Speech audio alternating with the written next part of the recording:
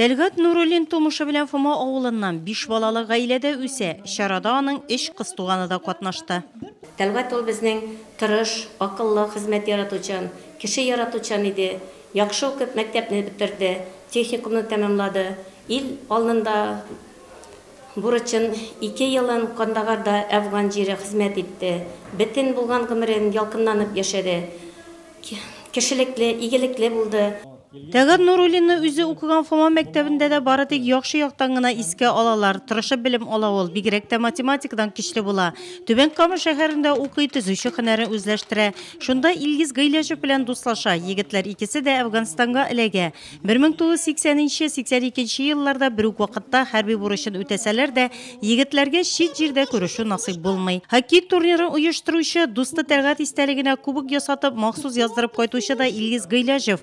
Бүгенге көндә Фома мәктәбендә Тәлгат Нуруллинның солдат формасы әйберләре саклана. Батырлык дәресендә яшь буын, афганчылар Камил Гафуров, Рәшит Абдрахманов, Илгиз Гыйләҗевка сорауларны еш яудырды.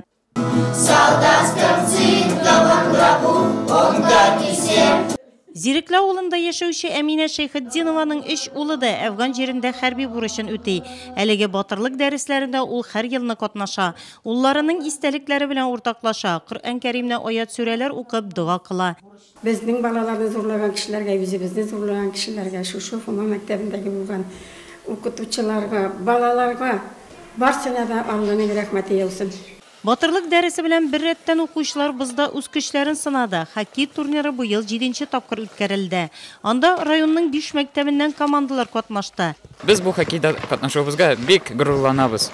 Һәр елны без беренче урын алдык һәм бу елында башка командаларга җиңәргә ирек бирмәбез. Озакка сузылган хәлиткеч уеннардан соң җиңүче командалар билгеле булды. Кубок Фомалыларда калды. Икенче урында Чулпан мәктәбе командасы, Игылайдылар да сынатмады. Чарада катнашучылар Тәлгат Нуруллинның каберенә барып чәчәкләр салдылар.